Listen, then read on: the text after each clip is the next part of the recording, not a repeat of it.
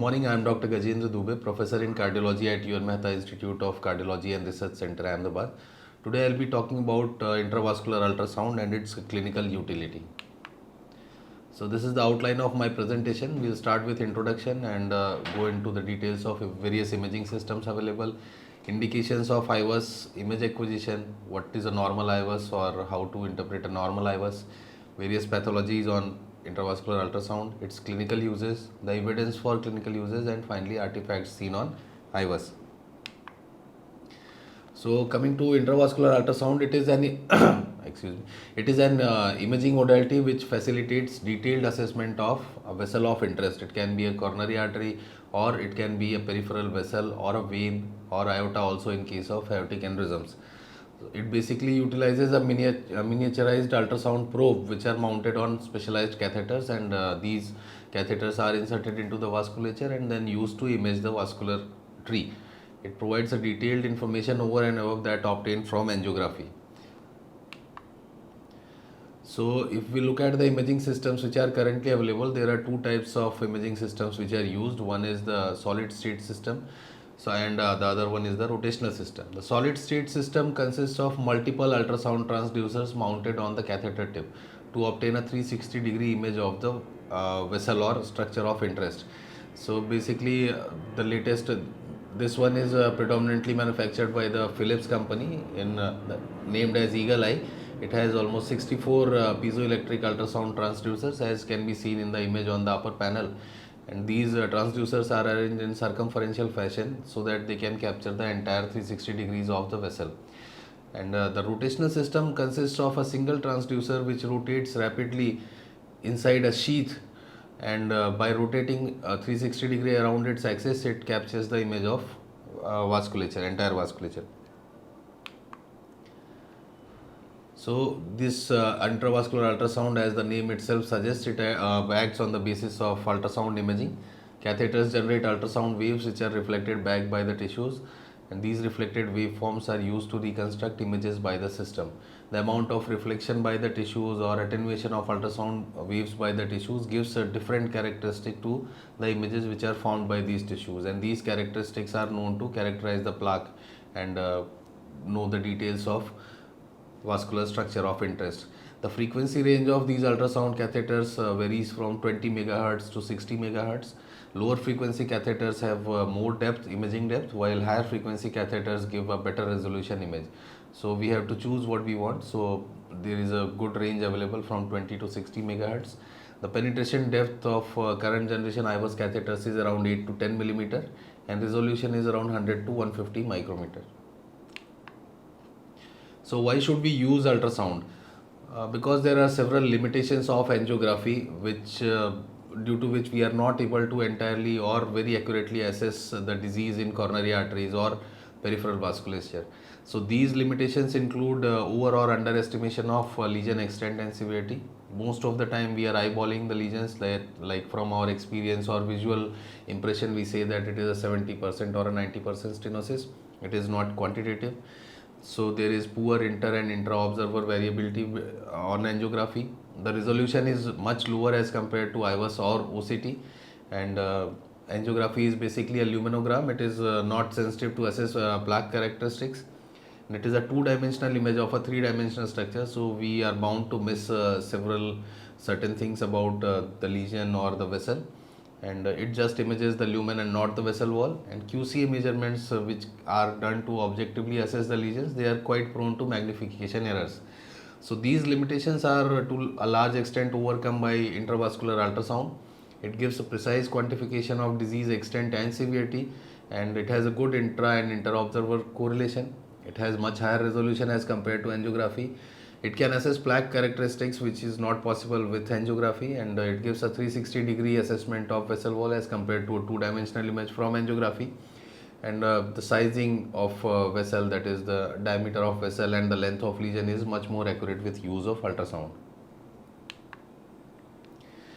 So this was the rationale for using ultrasound, and the current clinical indications which are very well established nowadays are for use of ultrasound in coronary interventions are for assessment of intermediate severity of left main lesion. So left main is notorious for underestimation or overestimation of the disease, and very poor intra-observer or inter-observer variability correlation is found on angiography for left main. So if the left main lesion is intermediate, that is, it is not obvious 80-90% stenosis, then I think ultrasound is very useful in solving this ambiguity. So there are cutoffs for which I'll talk about later, which help in deciding whether to intervene on this left main or leave it on medical management.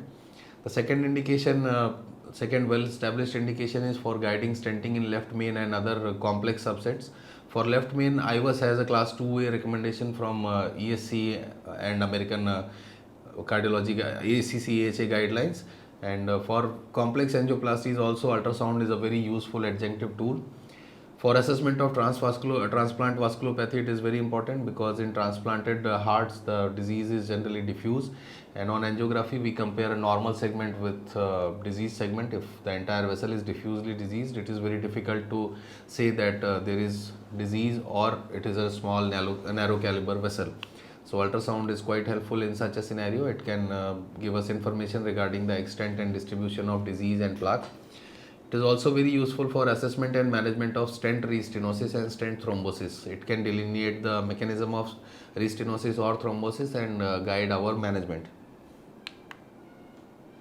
So apart from that, nowadays we are encountering a lot of patients who are having renal dysfunction or who have severe LV dysfunction or are in cardiogenic shock, and whom contrast can be very detrimental. Even small amounts of contrast can lead to renal failure and need for hemodialysis, which leads to worse outcomes. So in such patients, for low or zero contrast PCI, IVUS is a must, and it facilitates doing coronary intervention even without 1 ml of contrast also. IVUS can also be used to clarify ambiguous findings on angiography, like lesion ambiguity, or if we are finding some haziness around the stents, around the stent edges. So IVUS is very helpful in clarifying these findings. And finally, the IVUS is not indicated for routine lesion assessment when intervention is not planned. This is a class 3 indication from various guidelines. So coming on to the image acquisition. So for doing IVUS, you don't need anything extra. You just have to proceed as you proceed for a coronary intervention. The setup is as for PCI. The access can be, access is dependent upon the operator. You can go from radial or femoral. And most of IVUS catheters are compatible with 5 French guiding catheters, and 6 French accommodates every IVUS. So with 6 French guiding catheters, therapeutic anticoagulation and guide wires are selected as per operator preference. And once the guide wire is across the lesion or vessel of interest, pre-dilatation may be required in cases of very severe stenosis, so that IVUS catheter can pass easily. And then the particular vessel is imaged starting from the distal to proximal, and we should preferably image from healthy to healthy zone, encompassing segments which are at least 10 mm distal and proximal to the lesion. And nitroglycerins should be used before pullback to treat any vessel spasm which can occur with the introduction of the IVUS catheter and coronary guide wire. So coming on to image acquisition. Image acquisition, I'll talk about both the catheters, that is the solid state as well as the rotational catheters. The solid state catheters are much easier to use. You can just plug in and play. Though the diagram on the lower panel is showing the solid state catheter, that is the Eagle Eye from Philips. So it basically has a plug which can be inserted into the PIM, that is the patient interface module, which comes with the system, and you can just mount the catheter on coronary guide wire. It is a monorail catheter, and pass the catheter over the wire into the distal vessel and just do a manual pullback, a slow manual pullback, and the images will be recorded on the console. So it does not require any flushing or any other equipment. So it is quite easy to do a IVUS from this catheter. While the rotational catheter, or the catheter, the higher resolution catheter, that needs some preparation. This is the image on lower panel is showing the rotational catheter from Boston Scientific. It comes with a telescoped segment, or it is covered inside a thin sheath. So we have to pull out this telescope segment and flush the catheter with lower log syringe, 2 ml lower log syringe, and flush it with heparinized saline, so that there is no air in the system. If there is air, then you will not get good images. and subsequently this catheter has to be connected to a motor drive unit which is available with the console, and then subsequently after that you can do either a manual pullback or an automatic pullback which is available in these catheters. The automatic pullback can be done at the speed of 0.5 mm per second or 1 mm per second depending upon operator preference. So the length of imaging with these catheters is generally around 15 centimeter, which is quite often encompasses the entire vasculature. So there are various advantages and disadvantages of using both the systems. Rotational systems give much better quality images because they have higher frequency ranging from 40 to 60 megahertz, and the length measurement is possible because automatic pullback is there, so you can precisely measure the length of lesion. But the disadvantage is that they need some preparation, they are slightly cumbersome, and nerd artifacts, which I'll talk about later, can be seen with rotational systems. While solid state system, the advantages are plug and play. It has the disadvantage which I'll say is that it has a lower resolution. It is not very great for looking at dissections or thrombus or something which is inside the lumen. But they have several advantages also. They are very useful in CTO PCI because the distance between the catheter tip and imaging transducer is very small. In these catheters, they can be inserted at places where there is not enough length of vessel to go deep inside the vessel, and that is useful in identifying ambiguous proximal caps in cases of CTO. And these catheters are co-registration compatible, so if it is used along with co-registration, then you can easily measure the length of lesion also. So coming on to normal IVUS, how does a normal vessel look on IVUS? If we look at this image, we can see several structures. The structure labeled 6 is the IVUS catheter. It is generally a small circular image inside the lumen, and surrounding this IVUS catheter, the number labeled 4 is the lumen of vessel, and then 1, 2 and 3 are respectively the adventitia, the media and the intimal layer. So media, the adventitia is brighter because it is composed of elastin and collagen. The media is generally black and because of the smooth muscles, and intima is slightly echogenic and it is quite thin, and so these are various structures which are seen on a normal IVUS. The media is the most consistent landmark or most consistent finding on IVUS imaging, and it is very useful or most frequently used for various measurements which are made on IVUS. The media is surrounded by the internal elastic lamina on towards the lumen and the external elastic lamina towards the adventitia. So this external elastic lamina is something which is used for making measurements of the vessel. So this image again shows various findings on normal ultrasound, and we can see wire artifacts in rotational system because wire lies outside the IVUS catheter. So this wire artifact is seen, which is labeled as the guide wire, and various venous structures can also be seen surrounding the arterial structures inside which our IVUS catheter is positioned. So quantitative measurements on IVUS are performed from leading edge to leading edge because these landmarks are more consistent and easily reproducible. So if you want to measure the vessel size, you have to measure it from external elastic membrane EEM to EEM, that is from the leading edge of EEM to the leading edge of EEM. So you will get a major axis, a major diameter and a minor diameter. Similarly, the vessel area can also be measured by tracing the EEM. It will give you the vessel area, and if you want to measure the lumen area, you have to trace the inner lumen, and the difference between the vessel area and lumen area will give you the plaque burden, and subsequently the percentage stenosis can be calculated on IVUS. So this is the total vessel area, which is measured by measuring the EEM area, and the lumen area is measured by tracing the lumen. So atheroma area, as I have already told, you just have to subtract the lumen area from the EM area and you will get the atheroma area. It includes both the plaque and media, but media generally occupies a very small area, so it is predominantly composed of plaque only. And the plaque burden can be calculated by dividing the atheroma area with the vessel area or the EM area. This will give you the plaque burden on vessel. So references, the proximal and distal references are very important while doing IVUS. The proximal reference is generally the site with largest lumen proximal to a stenosis. but within the same segment, usually within 10 mm of stenosis with no major intervening branches. And this may not be the site with least plaque. So you have to be, the proximal reference has to be close to the lesion. The normal area which is close to lesion is the proximal reference. Similarly, the distal reference is the site with largest lumen distal to the stenosis, but within the same segment, usually within 10 mm of stenosis without any intervening large branches. So this is shown in this diagram. The lesion is marked by the blue arrow, while the proximal and distal references are marked by the red and green arrows respectively.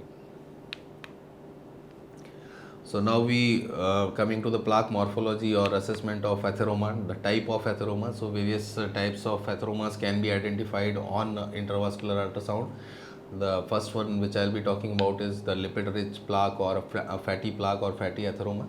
So these are generally less ecogenic. Ecogenicity is low as compared to the adventitia, and there can be attenuation without a preceding ecogenic margin, and they may be found in mixture with fibrotic or calcified plaque. They are markers of vulnerable plaque and they may predict distal embolization and slow flow also. So here the plaque marked with arrow, which is slightly hypoattenuating, the intensity or ecogenicity is more like the lumen. It is composed of predominantly fat. A large fat core suggests a vulnerable or an active plaque. We coming on to fibrotic plaque. Fibrotic plaques are much more ecogenic, and their ecogenicity is similar to the adventitia, and they don't give any acoustic shadowing like calcium, and they can be mixed with calcific and fatty areas. These fibrotic areas generally represent relatively stable plaques which are less likely to rupture. And coming on to the calcium assessment is very important, and IVUS is very useful in assessing calcium. So calcified plaque is typically characterized by a bright, highly ecogenic margin, and then it is followed by attenuation of the ultrasound wave. That is, you will not be able to see the vessel structure or vessel wall beyond the calcium. And sometimes there may be reverberation artifacts. Reverberation artifacts can be produced by calcium or any other ecogenic, highly ecogenic structure like a stent strut. And these are circular rings which are equidistant from the IVUS catheter. So this reverberation artifacts also signify presence of significant calcium. So we should notice the extent of calcium, that is the circumference or angle of calcium as we call. If we divide the vessel into 4 quadrants, then we should notice whether the calcium is a single quadrant, 2 quadrant, or all 4 quadrant, that is 360-degree calcification. These findings have implications for coronary intervention, so it is important to note these findings. People have devised a calcium score also, which consists of 4 points, that is more than 270 degree of calcium for more than 5 millimeter, presence of 360 degree calcification, presence of a calcified nodule, or a vessel diameter of less than 3.5 millimeter. A high calcium score, that is 3 or 4, requires some ablative strategy like rotablation or IVL, while lower calcium scores, they can be managed with cutting balloons or high pressure non-compliant balloons. So these are various images which are showing various extents of calcification on IVUS. So we can see this white ring and nothing can be seen beyond this. So this just tells us that there is heavy calcification, heavy superficial calcification in the vessel.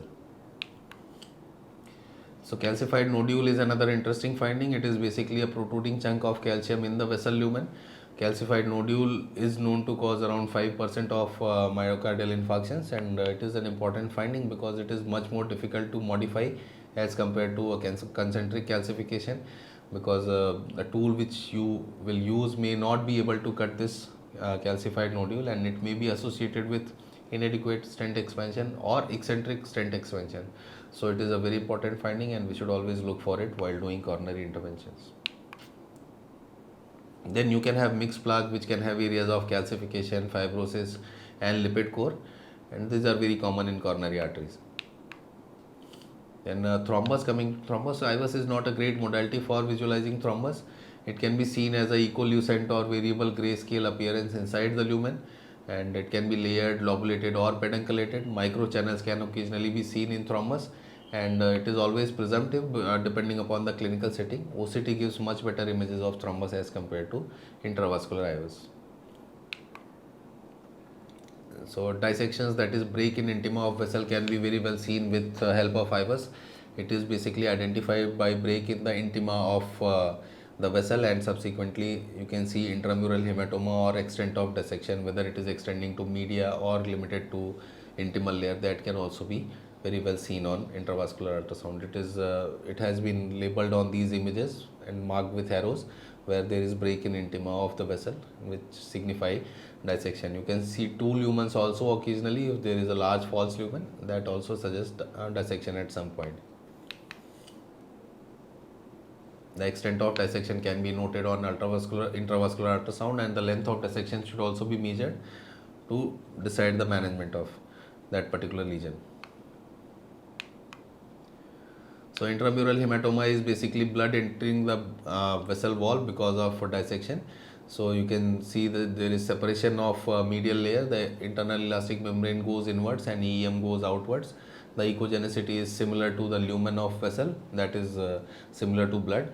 And this intramural hematoma, the most frequent reason is after balloon dilatation or a large dissection. You can see a large intramural hematoma on IVUS. So aneurysms are basically enlargement of coronary arteries. So true aneurysm includes all layers of vessel wall with an EM and lumen diameter more than 50% larger than proximal reference diameter, while pseudoaneurysm does not include all the layers of vessel wall, and it is associated with disruption of the EM, and these can be imaged easily on intravascular ultrasound. So if we compare IVUS with OCT, that is another intravascular imaging modality, there are some factors which favor IVUS, like presence of aorto-osteal lesions, because for OCT you need to clear the blood with contrast injection, and it is very difficult in aorto-osteal lesions. In cases of CTO PCI, where you want to avoid contrast to avoid dissections, IVUS is much more useful. In cases with renal impairment, because it avoids contrast. In large vessels, IVUS is definitely better than OCT, because the depth penetration of OCT is not as good as IVUS, and IVUS also gives you real-time imaging. While OCT is more useful in thrombus detection, it is more useful in stent failure or diagnosing stent fractures because of its better resolution, and for assessing the depth of calcification, OCT is useful. IVUS does not cross the calcium, so we can just see the margin of calcium and cannot assess the depth of calcium, but it can be done with OCT, and automated measurements are much more accurate on OCT. So coming to IVUS-guided PCI, how to do IVUS-guided PCIs? For that you have to image, after setting up everything as I earlier discussed, you have to image the vessel of interest starting from distal to proximal and pre-dilate if required for easy passage of the IVUS catheter. Then you should identify the distal landing zone, that is the disease-free area near the lesion with plaque burden less than 50% in diffusely diseased vessels. So preferably you should look for an area which is entirely normal within the near the lesion. But if you are not able to find a normal area, then you should select a region where the plaque burden is less than 50% and preferably not lipid-rich plaque. Because if you land your stent in such an area, then the chances of macerates or stent failures are much higher. Then you should measure the diameter of distal landing zone. That should be from EM to EM in a healthy vessel. If it is a diseased vessel, then you should preferably measure the luminal diameter. Then coming to the lesion, you should identify the type of atheroma. Then because the type of atheroma will decide that how will you prepare your bed, that whether you need rotational atherectomy or IVL or a cutting balloon or NC balloon dilatation or direct stenting, that can be decided with the type of atheroma which is present in the lesion. And we should also look for negatively or positively remodeled segments. In a negatively remodeled segments, excessive dilatation should be avoided because that can lead to perforation. Then proximal landing zone should be identified similar to the distal landing zone, and diameter of vessel should be measured at that point. The lesion length can also be measured in automated pullback catheters, and then vessels should be prepared as per IVUS finding. And after adequate preparation of vessel we should take a stent which is sized according to the distal vessel. Ideally it should be around 0.5 or 0.25 mm less than EM to EM, so that you don't cause any perforation or edge dissections. And lumen diameter should be used in diffusely diseased landing areas. So after sizing the stent according to the distal vessel and length as per IVUS, stent should be deployed, and after deployment the stent should be optimized according to the proximal reference and distal reference diameters. The dilatation balloon sizes should not exceed that of EM to EM dimensions to avoid perforation. After stenting, IVUS should be done to look for significant edge dissections, the minimum stent area, and landing zones, whether they are healthy or the stent has landed in diseased areas, and optimization should be done as required. So there are several. What is an optimal PCI based on IVUS? So there was a large study which I'll discuss later. That was the ultimate trial.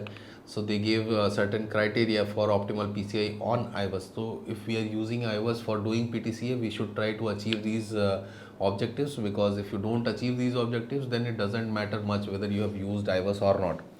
So you should try to achieve a minimum stent area of more than 5 millimeter square or more than 90% of the distal reference area. The distal reference can be the normal vessel within the disease segment, near the disease segment, that is within 5 to 10 millimeter of the disease segment, or an area near the under expanded part which is very well expanded. So we should try to achieve at least 90% of normal reference area in distal as well as proximal part, and the absolute area should be more than 5 millimeter square in proximal LED, LCX or RCA. And then there should be no significant edge dissections which extend up to media with length longer than 3 millimeter. If there are minor dissections which are not fulfilling this criteria, they can be left alone. If there are major dissections, then they should be covered with another stent, and the plaque burden should be less than 50% at 5 mm distal and proximal to stent.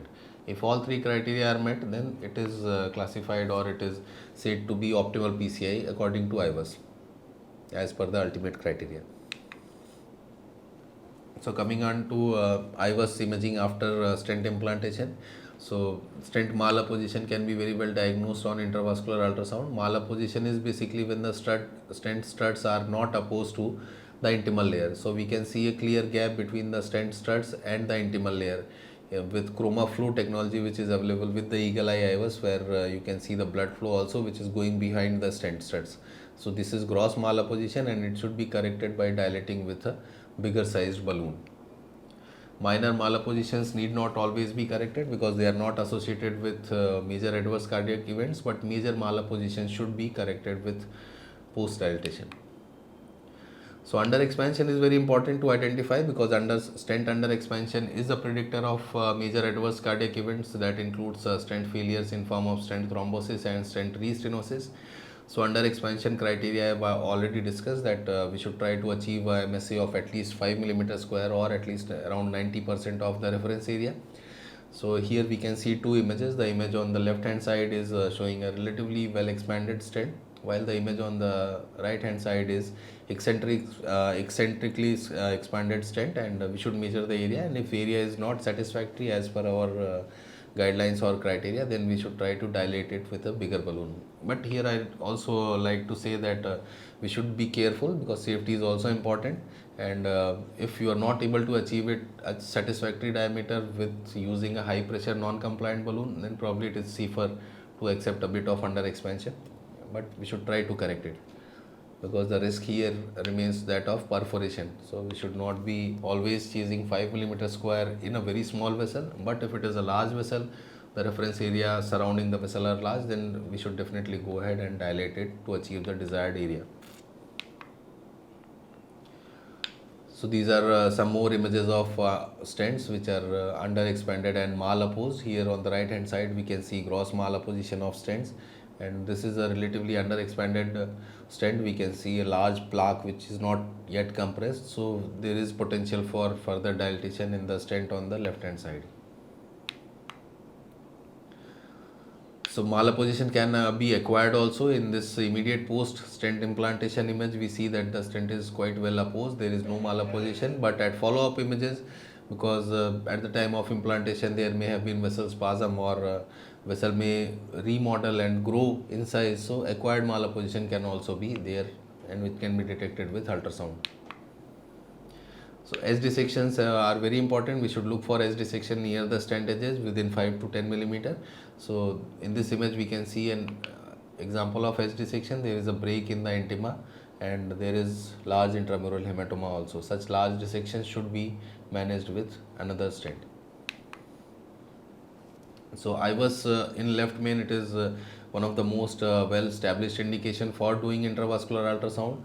So left main should be revascularized if the minimum luminal area is less than 4.5 millimeter square, and they can be managed medically if the minimal luminal area is more than 6 millimeter square, and between 4.5 to 6 millimeter square we should use other methods for decision making, like use of stress thallium or TMT, or even physiology like FFR or IFR to decide whether to revascularize or not. The stenting in left main should always be guided by intravascular ultrasound because it has been consistently shown to give better results. And what should we try to achieve while stenting left main? There was an earlier Kang criteria, which was based on a study by Kang et al. From Korea. They suggested that we should target minimum stent areas at the ostial LCX, ostial LAD, the polygon of confluence, and distal left main of 5, 6, 7, and 8 millimeter square respectively. But recently, the Excel criteria gave the values of 6, 7, and 10 millimeter square for ostial LCX, ostial LAD, and left main.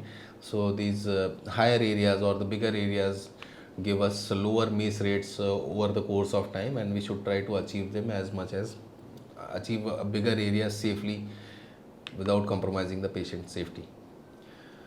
And in CTO PCI also, IVUS is quite useful. It is helpful in identifying an ambiguous proximal cap, and IVUS can be used to guide the cap puncture by using live imaging in a 8 French guiding. And nowadays the recent IVUS catheter, the current generation IVUS catheters are also compatible with a 7 French guiding catheter.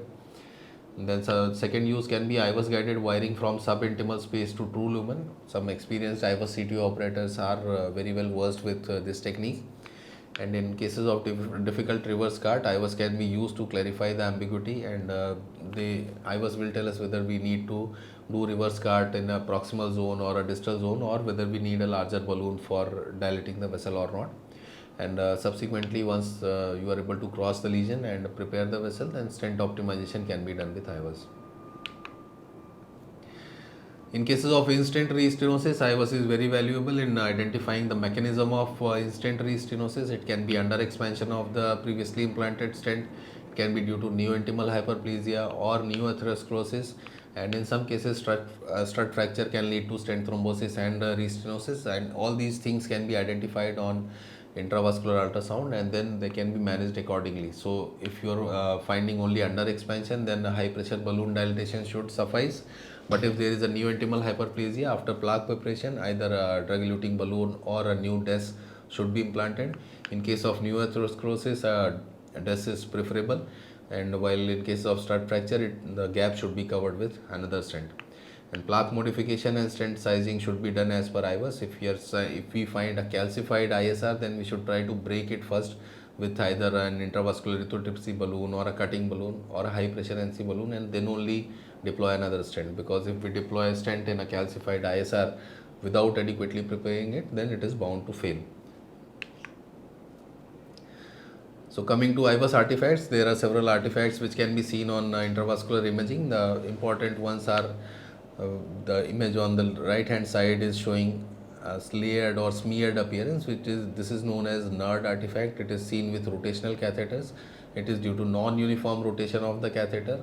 This can be corrected by straightening the catheter or removing any tortuosity from the catheter, but sometimes it may not be entirely correctable, and we somehow have to manage with this one.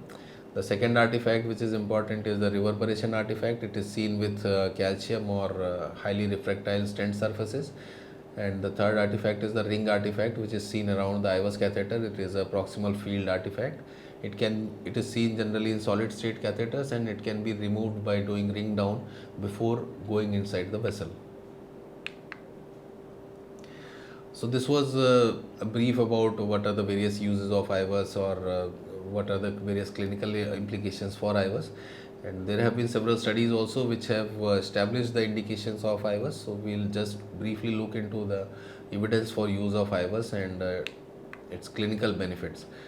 So this was a large study, that is the Ultimate trial. Recently, last year, they reported the outcomes of Ultimate trial, which compared IVUS with angiography guided PTCA using a drug-eluting stent. So around 1400 patients with de novo lesions were recruited in this trial at 8 Chinese centers, and after 1:1 randomization into IVUS and angiography, They underwent coronary intervention, and both 1 year results and 3 year results are available, and they had a very good follow-up of almost 98-99% at 3 years.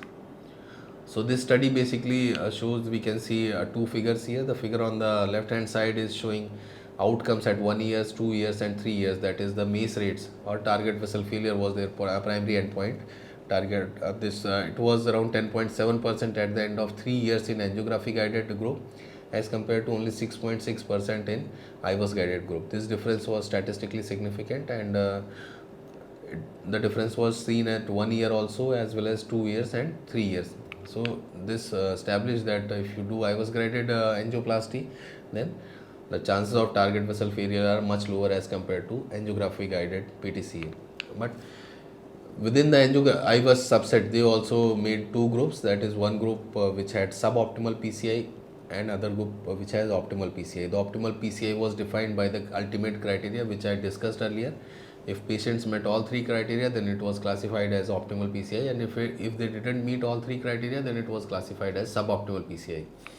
So here we can see that if you do suboptimal PCI using IVUS, the MACE rates are almost similar to that of angiography. That was around 9.2%, while it was only 4.2%, that is almost more than 50% reduction in MACE rates if it was done optimally with IVUS. So it is not important only to use IVUS, but you should also give optimal result with IVUS. Just doing an IVUS run is not sufficient. Then the Excel trial, which compared the CABG versus PTCA for left main disease, it also had a subgroup analysis for use of IVUS, and it was a non-inferiority trial. In subgroup analysis, 722 patients out of 928 patients, IVUS was used at almost 80% of patients, and a graded relation was observed between the MSA and improved primary endpoints, 19% versus 16% in those whom IVUS was used. So this Excel trial gave us those values of 6, 7 and 10, and we should try to achieve them while doing left main PCI. The other large trial which I would like to talk about was the IVUS XPL trial. It basically compared IVUS guided PTCA versus angio guided PTCA in long lesions using the Zions Prime stent. So it included 1400 long coronary lesions, and they were randomized to IVUS and angiography, and then 5-year results are also available for this study. So we can see clearly in this graph that MACE rates, which included death, MI and repeat revascularization, was almost 50% lower in IVUS guided group, that is 5.6% at the end of 5 years in IVUS group versus 10.7% in the angiography group. So IVUS led to almost 50% reduction in clinical events in patients who were undergoing angioplasty. So to conclude, I would like to say that IVUS is an extremely useful adjunct PCI tool. It can be compared to third eye of an interventional cardiologist. It can potentially markedly improve PCI results, as has been shown in several studies. The complication rates due to IVUS as such are very rare in experienced hands. It markedly reduces the need of contrast material, and it is must in complex PCI and LMC interventions as well as in stent failures. Thank you for your attention.